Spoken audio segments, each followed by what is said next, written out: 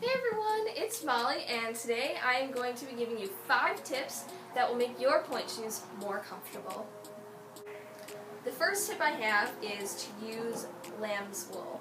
This is amazing. I have the Bunhead's Rainbow Lamb's Wool. Obviously there's tons of different kinds, but I opted for the rainbow kind because just to make it be fun. Here's what it looks like. And it's a great thing that I never really knew how to work, and I've been on Pointe for like a year before I discovered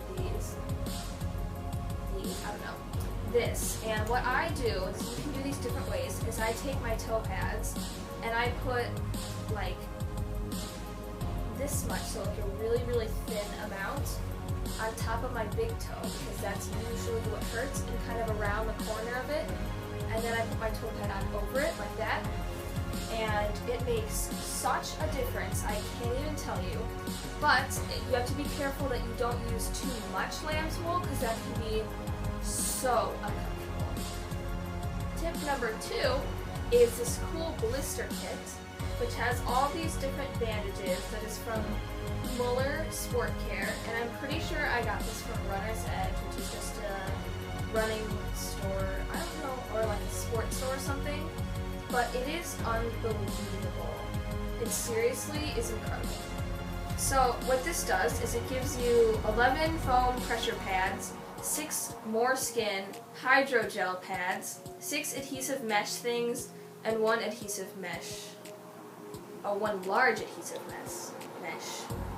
And what I do, I get this horrible bump on the arch of my right foot, and it cuts. And so now I also use this for a palm practice, but if I'm keep going down on my feet like a toe roll, the cut keeps opening up, and I get horrible bruises.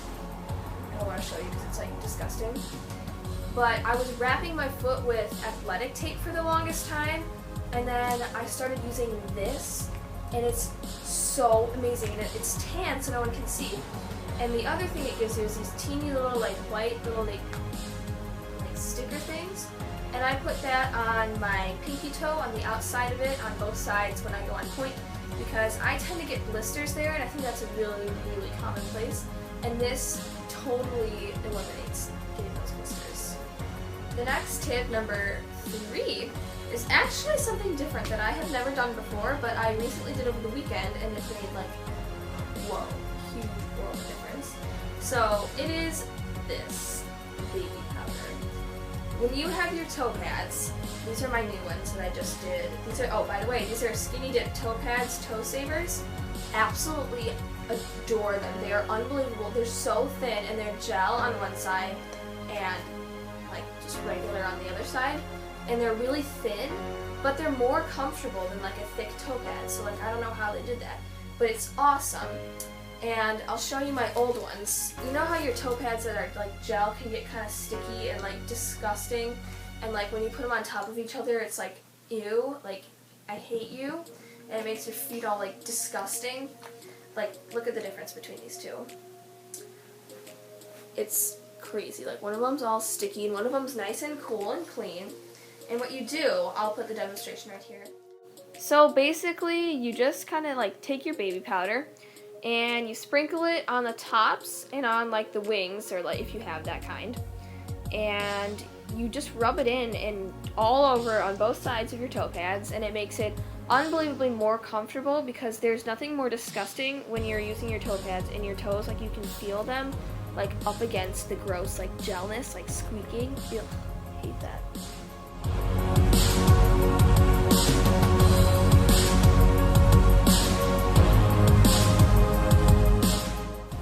The 4th tip I have is kind of a cheapo tip, but you can do these, you can buy the real version of them, but they are ultra wedges from Walgreens, and they're just those makeup things that you put on your face. But the cool thing about them is that if you usually need a toe spacer, you can there's a little foam line right here. Oh wait, now you have to cut it. There's a line here. You can literally just cut one of these in half and put it in between your toes, and it lasts so long as a toe spacer.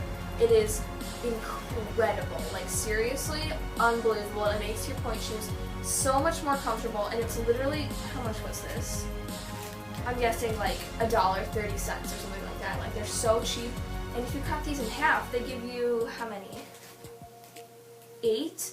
So then you're getting 16 toe spacers that can last like months. The fifth and final tip is actually one that a lot of people do, but a lot of people don't do, and I learned it with my second pair. And what I like to do now is sew my elastics crisscross like this and really deep into my shoe.